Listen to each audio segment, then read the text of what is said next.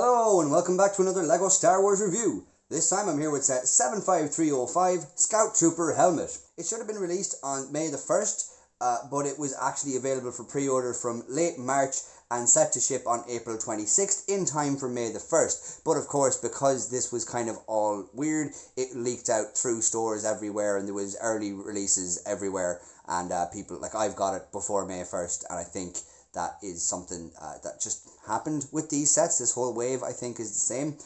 It has 471 pieces, is rated ages 18 plus, and comes with no minifigures. The set retails at $52.99 in euros, $44.99 in pounds, and $49.99 in dollars. The Scout Trooper helmet was, along with the rest of the Scout Trooper armour, much lighter than the standard Stormtrooper helmets, and was fitted with a visor made with macro binocular scopes, aiding in reconnaissance and sniping. They also had terrain following tactical readouts, were capable of detecting energy emissions, had night vision and target magnification. Their comlink was built into the helmet and boosted for long distance calls. Also, unlike the Stormtrooper helmets, the front retracted up, showing their faces while still wearing the helmets. These helmets were worn by the Scout Troopers on most planets except Hoth, where they donned helmets similar to Snow Troopers. And now to give you a little look at the back of the box, you will see there that you can see the Scout Trooper helmet from a different angle, also then from the front profile and a little bit of the height dimensions there. You'll also see the original Scout Trooper either side, so you can kind of reference it off that. I reckon it is pretty close, to be honest. I haven't built it personally yet, but I reckon it is quite close. On the other sides of the box then you will see nothing that crazy, although there is a very nice angle here.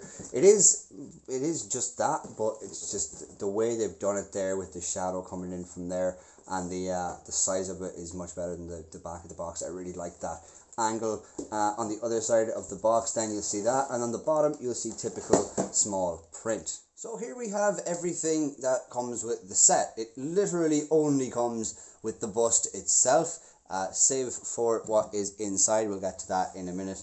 But literally that's pretty much all it comes with. I mean, it's going to be a short enough review because there's no like add-ons or anything, or minifigures or anything like that added on. But yeah, let's just get straight into it. This is the Scout Trooper helmet, fully built, and I think it looks really good. I like the fact that they've added these in, because you can kind of, well, not on this, but on the actual helmet, lift that up.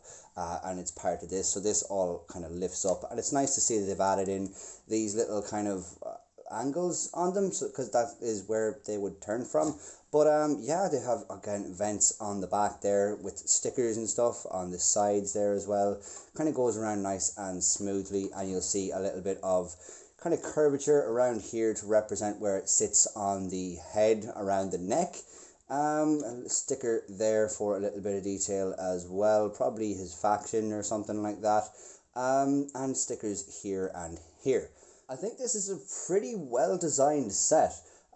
You would kind of build the kind of skull of it nearly, and then add on bits like this and a little bit there on the front. These two do kind of open up, but once you put them in there, it's not like they're going to kind of fall with any movement, and again, it's kind of a display set, so it wouldn't really be having that much movement anyway, you know.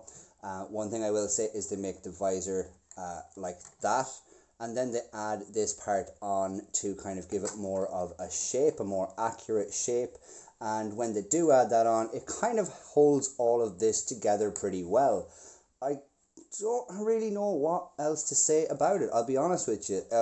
You can build all the sides. I don't know if I can really take it off in one thing. Yeah, you can. You can kind of build up all the sides like that and just add them on. So that is kind of how it's built. Pretty much the same as all of the other helmet series sets before it.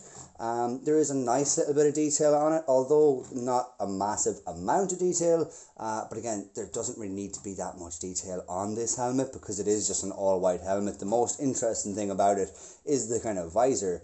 And of course, this is kind of detailed. You know, it's as detailed as it should be, I suppose.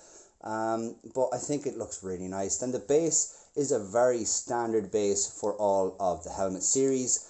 They haven't really done anything different. Of course, you build around these sides, and then you put in your rod here and, you know, connect it properly, and then build up here as well. It comes with one printed tile, that is the Scout Trooper tile here, and it pretty much as the same as the other helmet series, just says Lego Star Wars and the name of the sculpture that we're making.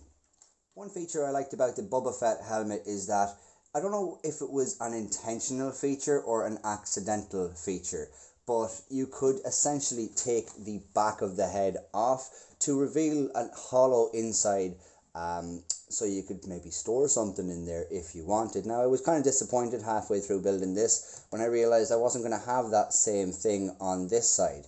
But towards the end of the build, I did realize that you still can get on the inside. And what I've done with Boba Fett is I put one of the older original Boba Fett's inside the helmet, just sitting there, because I think, why not just put it in instead of wasting space? And with this one, you can do the exact same thing if that is something you've done as well, or if it's something you would like to do. I'm not going to copyright it, don't worry, but you can take the top off like that. And I have, as I said, stored a Scout Trooper in there, one of the earlier ones, not a yellowhead one, but definitely still one of the earlier ones. And again, you can kind of fit whatever you want in there. You can put whatever you want in there as a little storage box, a little kind of hidden away there. Maybe a wedding ring or something if you're if you wanted to hide that around the house somewhere. But yeah, or, you know, keys, set of keys or something, I don't know, or money. You could actually use that as storage. They should actually advertise that as well, but maybe they don't, because maybe it is supposed to be secret for whoever gets it. One thing I will say is a little flimsy is just this thing here, the plaque stand, because it is just on 2 studs there. But it's not a massive problem, because again, it's a display set. It's not really going to have that much wear and tear. One other bad thing I will say is it's all white. That obviously can't be avoided. It's supposed to be, but it's just bad for the sun kind of thing. So if you want to display it, make sure you're not displaying it somewhere in the sun, or the whole thing will yellow, and over a couple of months or years it'll just look awful.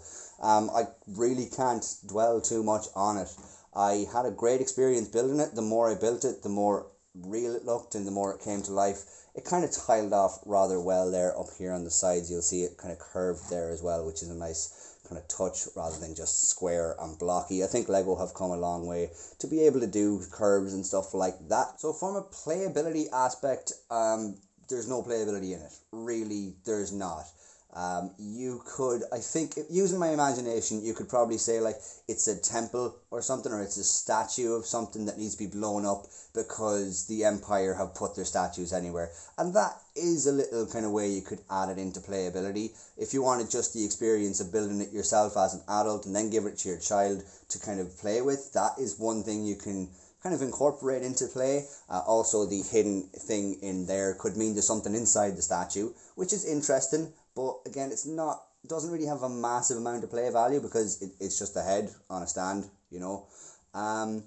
From a collector's point of view, I think it's a really nice addition to the helmet series. I think it was definitely one important one, one iconic one. It's definitely one of my favorite helmets from the original trilogy, full stop. So I'm delighted to see that in here. And I think with the whole Imperial lineup, I think it just fits in perfectly there. And from a display point of view, well, it's a display set and it does a great job of being itself. You know, it definitely does do a great job of being a display set. I think beside the other helmets, it looks great. I think on its own, it looks great. If you wanted to literally just get this and put it on your desk, your work desk or something, beside your computer, it just looks really good, because it's bright as well. It's not like dark, and it doesn't bring down the color scheme of where it's sitting. It stands out and brightens up the place a little bit as well.